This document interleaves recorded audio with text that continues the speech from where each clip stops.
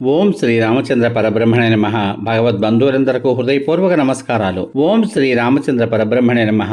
ఆపదామపహర్తారం దాతారం సర్వసంపదాం లోకాభిరామం శ్రీరామం భూయో భూయో నమామ్యహం.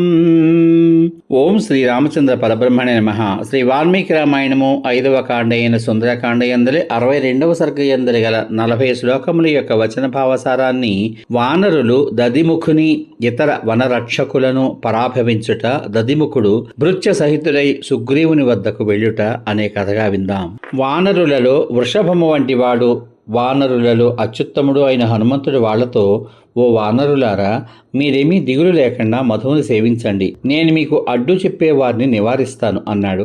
అంగదుడు హనుమంతుని మాటలు విని సంతోషించిన మనస్సు కలవాడై, వానరులు మధువును త్రాగుదురుగాక, కార్యాన్ని సాధించుకుని వచ్చిన హనుమంతుని మాట చేయకూడనిదైనను కూడా నేను తప్పక చేయాలి, ఇలాంటి మాట విషయం చెప్పాలా అని పలికాడు. వానరులు అంగదుని ముఖం నుండి వచ్చిన మాట విని చాలా సంతోషించి బాగు అని అభినందించారు. వానరులందరూ వానర శ్రేష్ఠుడైన అంగదుని పూజించి మధువనమున్న చోటికి నదీ వేగము వృక్షము వైపు వెళ్ళినట్లు వెళ్ళారు. సీతను చూసి విని ఉండడం చేతను అంగదుడు అనుమతించుట చేతను నిర్భయుడై ఆ వానరులందరూ మధువనంలో ప్రవేశించి వనపాలకులను పరాక్రమం చేత ఆక్రమించి మధువును త్రాగారు. రుచిగా ఉన్న ఫలాలను తిన్నారు. తమను అడ్డుకొనుటకే వందలుగా వచ్చిన వనపాలకులపైకి దుమికి వాళ్ళను కొట్టారు. బాహువులతో ద్రోణముల కొలది మధువులు గ్రహించి త్రాగారు. మరికొందరు అడ్డుకునే వాళ్లను కొట్టారు. కొంతమంది వానరులు మధువులను కడుపు పట్టినంత త్రాగగా మిగిలిన దానిని దూరంగా విసిరివేస్తూ ఉన్నారు. కొందరు త్రాగగా మిగిలిన మధువును చేతపట్టుకుని తీవ్రమైన మదంతో ఒకరి మీదకు ఒకరు దుముకుతున్నారు. కొందరు కొమ్మలు పట్టుకుని చెట్ల మొదళ్ల దగ్గర కూర్చున్నారు. ఎక్కువ మత్తులో ఉన్నవాళ్లు ఆకులు పరుచుకుని పండుకున్నారు. మధుపానముచే మత్తెక్కిన కొందరు వానరులు ఉన్మత్తులై సంతోషంతో ఒకరినొకరు త్రోసుకుంటున్నారు. మరికొందరు తొట్లు పడుతున్నారు.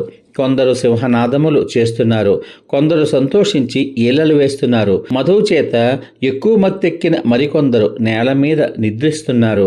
కొందరు ఏమేమో వికృత చేష్టలు చేసి నవ్వుతూ ఉండగా మరికొందరు మరొక చేష్ట చేస్తున్నారు. కొందరు తాము చేసిన దానిని గురించి వర్ణించి చెబుతూ ఉండగా మరికొందరు దానిని మరొక విధంగా అర్థం చేసుకుంటున్నారు. ఆ మధువనంలో దదిముఖుని కింకరులైన మధుపాలకులు ఆ భయంకరులైన వానరులు బాధించడం చేత నలుదిక్కు పారిపోయారు.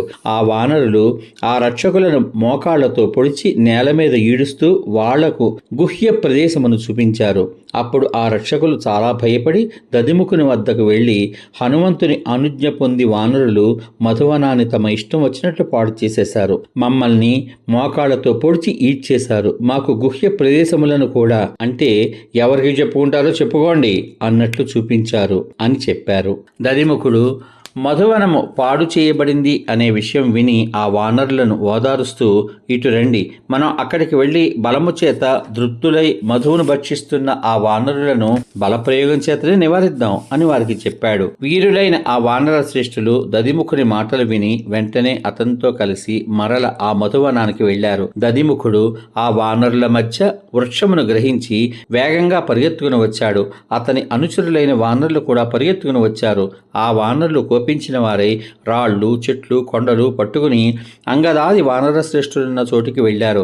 ఆ వానరులు తమ ప్రభు ఆజ్ఞను మనస్సులో ఉంచుకుని మద్ది చెట్లను, తాటి చెట్లను, శిలలను ఆయుధములుగా ధరించి తొందరగా పరుగెత్తి వెళ్లి అక్కడ చెట్ల మీద, చెట్ల మొదళ్లలోనూ ఉన్న బలముచే దృప్తులైన వానరులను ఆక్రమించారు. అప్పుడు కోపంతో వస్తున్న ఆ దదిముఖుని చూసి హనుమంతుడు మొదలైన ఆ వానర శ్రేష్ఠులు వేగంతో అతనిని ఎదిరించడానికే వెళ్లారు. వృక్షము ధరించి వస్తున్న మహాబాహువు, మహాబలుడు అయిన తండ్రి మేనమామ అయిన ఆ దదిముఖుని చూసి అంగదుడు కోపంతో బాహువులతో కొట్టాడు. ఆ అంగదుడు మదాంధుడై ఇతడు ఆర్యకుడు అనే విషయాన్ని కూడా గుర్తించలేదు. పెదప శీఘ్రంగా అతనిని వేగంగా నేల మీద పడవేసి నలిపివేశాడు. అప్పుడు ఆ వీరుడైన దదుముఖుని బాహువులు, తొడలు, భుజాలు విరిగిపోయాయి. అతడు వెంటనే ముహూర్త కాలం పాటు మూర్ఛ చెందాడు. సుగ్రీవుని మేనమావ అయిన ఆ దదిముఖుడు వెంటనే తెప్పరిల్లి చాలా కోపించిన వాడై మధువు త్రాగి మత్తెక్కి ఉన్న ఆ వానరులను దండ ప్రయోగం చేసి నివారించాడు. ఆ దదిముఖుడు ఆ వానరుల నుండి ఎలాగో తప్పించుకుని ఏకాంత స్థానమునకు వెళ్ళి అక్కడికి వచ్చిన తన భృత్యులతో, ఈ వానరులను ఇట్లే ఉండనిండు. మనము మన ప్రభువు విశాలమైన కంఠం గలవాడు అయిన సుగ్రీవుడు రామునితో ఎక్కడ ఉన్నాడో అక్కడికి వెళ్దాం. అంగదుడు చేసిన అపరాధాన్ని అంతా రాజుకు చెబుతాను. నా మాట విని అతడు కోపంతో వానరులను అందరినీ చంపించగలడు. ఈ మధువనం రాజుకు చాలా శ్రేష్టమైనది, ఇష్టము. దేవతల చేత కూడా ఆక్రమించ శక్యం కాని ఈ వనం మహాత్ముడైన సుగ్రీవుని తండ్రి తాతల నుండి వస్తోంది. మధువునందు దురాశాపరులైన ఈ వానరుల ఆయుష్ క్షీణించింది. స్నేహితులు సహితంగా వీరినందరినీ ఆ సుగ్రీవుడు దండించి పంపించగలడు. రాజాజ్ఞను తిరస్కరించిన ఈ దుర్బుద్ధులు చంపదగినవారు. వీరి పనులు శమించకపోవడం చేత కలిగిన మన కోపము సఫలం కాగలదు. ఈ విధంగా పలికి వారితో కూడినవాడే శీఘ్రంగా ఎగిరి వెళ్ళాడు.